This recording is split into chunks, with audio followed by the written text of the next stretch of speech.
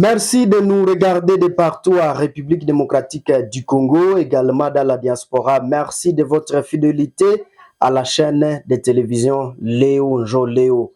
Nous recevons en exclusivité Jean-Marie Vianney Mupenda, congolais, compatriote vivant en Australie. C'est sur un sujet d'actualité où les terroristes du M23 avancent toujours, occupent plusieurs milliers dans les territoires de Rutshuru et Massissi, mais également le lancement des bombes, toujours par ces terroristes du M23. Et hier, nous avons perdu une dizaine de civils qui ont été tués par des bombes qui ont été jetées par les terroristes du M23. Tout ceci, nous invitons en exclusivité Jean-Marie Vianney Mupenda. Bonjour. Bonjour. Vous êtes Congolais vivant dans la diaspora en Australie. La situation sécuritaire du Nord Kivu se dégrade avec le lancement des bombes de M23 RDF, la prise de Rubaya et les massacres qui se poursuivent dans les territoires de Beni. Quelle est votre lecture? Oui, d'abord, oui, j'ai suivi toutes ces informations-là et ça m'attriste. Et aussi, quand je parle aux autres Congolais qui vivent avec moi ici en Australie, en tout cas, nous tous, nous sommes vraiment attristés. Donc, nous, en tant que peuple congolais, donc, je veux dire, nous adressons les condoléances, mais nos condoléances vont beaucoup plus particulièrement aux proches des personnes qui ont perdu les leurs dans les massacres à Beni et dans les bombardements au niveau de Mugunga. Oui, alors, donc c'est vraiment dommage et à l'allure où vont les choses, nous risquons de perdre le Nord Kivu. C'est ça mon analyse. Et non seulement nous allons perdre le Nord Kivu, ça veut dire que ceux qui vont survivre les génocides, qui vont suivre la prise du Nord Kivu, seront condamnés de vivre comme des esclaves de ceux qui vont conquérir le Nord Kivu. Donc, ici, j'insiste, il faut qu'il y ait une solution responsable et efficace le plus vite possible, immédiatement. Donc, Jean-Marie Vianney, il est possible de trouver une solution à cette insécurité, mais si oui, mais comment? Oui. En tout cas, je vais parler d'une solution, normalement, que tout le monde connaît d'ailleurs. Qui ne sait pas que s'il y a aujourd'hui des partis qu'on est en train de prendre, souvent c'est parce que les FARDC, bon, je n'accuse pas tous les FARDC, vraiment des responsables des FARDC qui sont corruptibles, qui nous trahissent. Et tout le monde sait aussi que la plupart des généraux que Joseph Kabila avait envoyés à l'Est, ce n'était pas pour protéger le peuple, mais c'était pour un agenda que tout le monde connaît. Alors, et tout le monde sait que s'il n'y avait pas les Maï-Maï, qui sont aujourd'hui appelés Wazalendo, le Nord serait déjà parti depuis très longtemps. Donc, la solution immédiate que moi je vois, c'est la solution Wazalendo. Les vrais Wazalendo, pas les faux Wazalendo qui peut-être sont fabriqués par nos ennemis, mais les vrais Wazalendo qui sont incorruptibles. Et cela est possible. Oui. Alors, la solution que je propose a, je pense, 6 éléments. Lesquels? Si pas... Oui. Le premier élément, c'est la réhabilitation du général Padiri.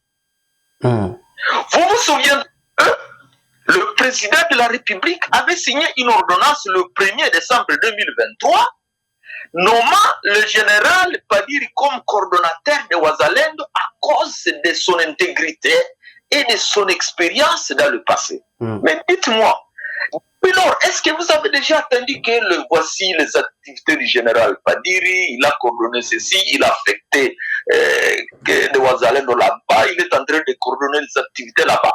Non. Donc, une des solutions d'abord, ce n'est pas pour rien que le président de la République avait nommé le général Padiri comme coordonnateur de Ouazalendo. Et une des conséquences du manque de ne pas respecter cette ordonnance, voici que nous sommes en train de perdre le territoire. Ok. Donc, la première solution, c'est la réhabilitation du général Padiri. Qu'il soit effectivement dans son rôle en tant que coordonnateur de Ouazalendo. Deuxième solution, je propose qu'on puisse nommer un gouverneur Mouzalendo. Et naturellement, vous le connaissez, le meilleur élu du Nord Kivu, qui n'hésitait pas de mettre sa vie en péril en allant ravitailler les Ouazalendo sur terrain. Le Ouazalendo, le gouverneur Mouzalendo, c'est dans le cadre d'aller combattre un vrai Congolais, donc un vrai parlementaire, ou comment? Ou un vrai Mouzalendo qui prend même les armes? Un vrai parlementaire, même s'il ne prend pas les armes, mais au moins qui n'avait pas peur et qui n'a pas peur d'aller sur le front pour aller encourager les voisins. Et de les ramener même de la nourriture. Je crois que vous le connaissez, c'est l'honorable Barikwisha. Ah ouais. Celui-là, il peut être un vrai gouverneur Mouzalendo. Si nous voulons terminer la guerre au Nord Kivu, mettons un gouverneur Mouzalendo incorruptible, comme honorable Barikwisha. Troisièmement, qu'on puisse permettre au général Padiri de nommer un Mouzalendo, qui peut être un Mouzalendo qui a quand même suivi une formation militaire, pour être le coordonnateur des opérations militaires au Nord Kivu. Bon. Et quatrièmement, il est aussi possible de nommer un ministre de la Défense, Mouzalendo. Bon. Et naturellement, je crois quelqu'un qui a eu l'idée à ce que le gouvernement reconnaisse les Ouazalendo comme une force positive. Cette personne-là peut être mieux pour être le ministre de la Défense. Parce que nous vivons une situation très critique. Il faut mettre des hommes absolument intègres. Absolument. Des gens qui n'ont pas peur et des gens qui sont prêts même à mettre leur vie en péril pour sauver le peuple congolais. Et cette personne, vous le... Ok. La solution suivante, c'est le renvoi immédiat des Ougandais du sol congolais. Pourquoi je le dis? Nous avons une masse de formation que les M23 au niveau de Bunagana, ils sont soutenus par l'armée ougandaise. Mais pourquoi notre gouvernement continue à accepter que les militaires ougandais soient à Beni pour lutter contre les ZDF? Et la preuve, c'est que les ZDF, jusqu'à présent, ils sont à Beni, mais les gens continuent à être massacrés. Et la dernière proposition, c'est l'application effective de la peine de mort. Je rappelle que Mosé Laurent Désiré Kabila, quand j'étais à Kinshasa à cette époque, il avait pas 4 militaires commettaient des crimes. Mais mon cher, j'ai fait 2 ans, les militaires étaient disciplinés, je pouvais marcher, je pouvais me promener à Kinshasa, aucun militaire ne pouvait m'arrêter. Donc aujourd'hui, s'il y a des ordres, s'il y a trahison, à tout moment, c'est parce qu'on n'applique pas la loi, on n'applique pas la punition, on n'applique pas la peine de mort. Je demanderai au président de la République tout de suite là, s'il vous plaît, appliquer la peine de mort à tous ces militaires très mettre surtout les autorités militaires qui sont en train de trahir, en tout cas, ça sera un des éléments importants pour mettre fin à la guerre. Alors, oui. Vraiment... cher ami, Papa Jean-Marie, vous avez suivi, oui. Je ne sais pas si vous avez suivi avec attention et intérêt la condamnation de ces 8 officiers militaires à Goma qui seront peut-être pendus comme ils ont déjà ils ont la peine de mort.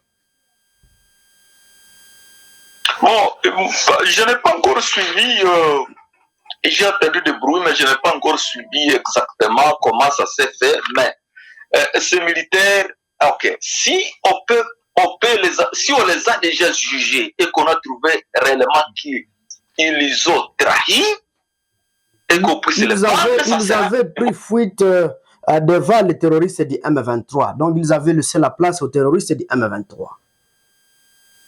Oui, alors, si c'est ça l'infraction, est-ce que ils ont bien jugé? Est-ce que ces gens étaient bien armés? Est-ce qu'ils avaient bien mangé? Parce que les informations que nous avons, c'est que souvent ce sont les autorités, militaires qui dirigent, qui dévient ou bien qui demandent à ceux qui sont au front de replier.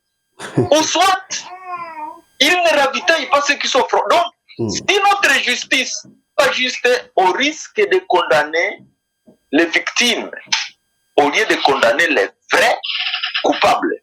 Donc, je vais bien suivre les problèmes, mais moi, je suis en train de soupçonner un risque élevé parce que les informations que nous avons souvent, les mauvaises directions viennent des autorités militaires qui, ne voient pas le ravitaillement en matière, donc à terme de munitions, à terme de nourriture, et puis les militaires se retrouvent affaiblis au front.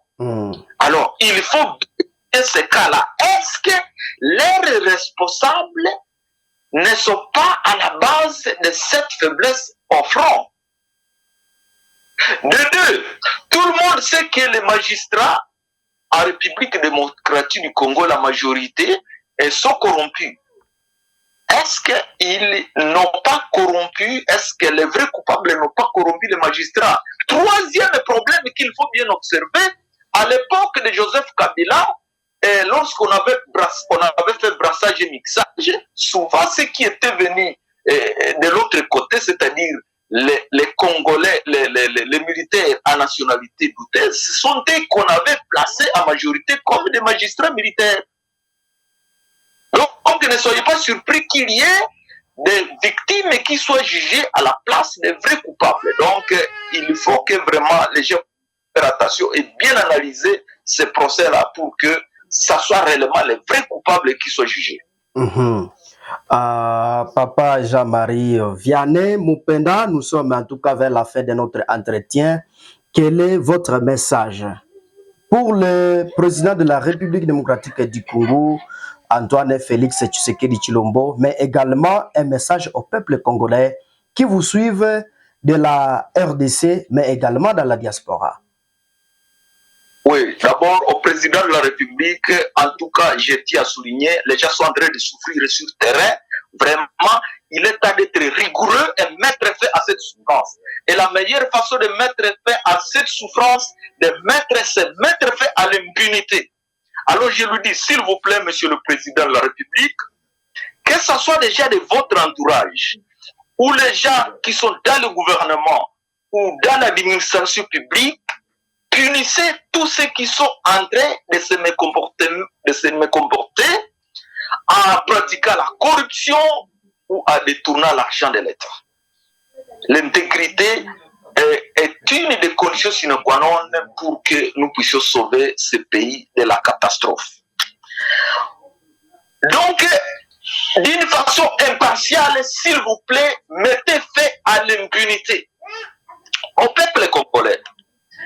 Comme vous aviez marché contre la MONUSCO pour que la MONUSCO parte à cause de sa trahison. Vous avez marché contre les ambassades qui soutiennent les pays qui nous agressent. S'il vous plaît, peuple congolais, notre vrai ennemi, c'est l'impunité. Marchez avec beaucoup de colère même, lorsque vous constatez que quelqu'un qui a détourné l'argent de l'État, quelqu'un qui a pratiqué la corruption n'a pas été puni. S'il vous plaît, excusez-moi que je puisse donner un cas très précis tout de suite là parce que c'est aussi un danger. Ouais. Nous avons il y a des sénateurs pour devenir sénateurs, ils ont corrompu des députés.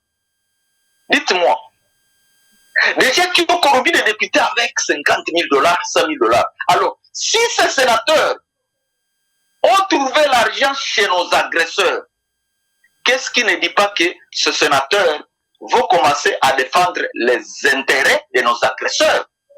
Ça, c'est pour démontrer que la corruption, c'est notre plus grand ennemi. Actuellement, si le peuple connaît un membre du Sénat qui est devenu sénateur à cause de la corruption, s'il vous plaît, marchez pour que ce sénateur ne puisse pas siéger, mais aussi marcher contre les députés qui ont reçu la corruption. Dans le cas contraire, notre pays va souffrir, notre pays va partir, surtout le Nord qui va partir, et nous allons rester des esclaves des autres peuples pendant très longtemps. En tout cas, Jean-Marie Vianney Mupenda, vous êtes en Australie. Nous vous disons merci pour votre état à notre télévision Léon Joléo et surtout les Congolais qui vous suivent. En tout cas, ils avaient plus besoin de votre idée et vous avez énuméré au moins 6 solutions pour notre pays pour mettre fin donc à la guerre. Avez-vous un dernier mot à quelques lignes? Mon mot de la fin, c'est celui-ci. S'il vous plaît, président de la République, comme les autres schémas ont échoué pendant plus de 20 ans, s'il vous plaît, essayez ce schéma que je propose. C'est-à-dire un premier ministre, un ministre de la Défense Muzalendo, un gouverneur de province du Nord Kivu Muzalendo, le chef des opérations de terrain Muzalendo, et réhabilitation du général Padiri comme coordonnateur de Wazalendo, qu'on puisse essayer ce schéma ne fût qu'une année pour voir si ça ne va pas réussir. Mais je suis convaincu que ça va réussir. Ok, c'est vraiment Jean-Marie Vianney Mupenda. Nous vous disons merci de votre temps, de votre idée à la chaîne de télévision Léon Joléo. C'est plutôt moi qui vous remercie pour m'avoir permis, encore une fois de plus, de partager mon idée de développement et de salut pour notre pays. Merci. Si c'est la première fois, chers internautes, de nous regarder, ne manquez pas de vous abonner, aimer et partager nos publications. Au revoir.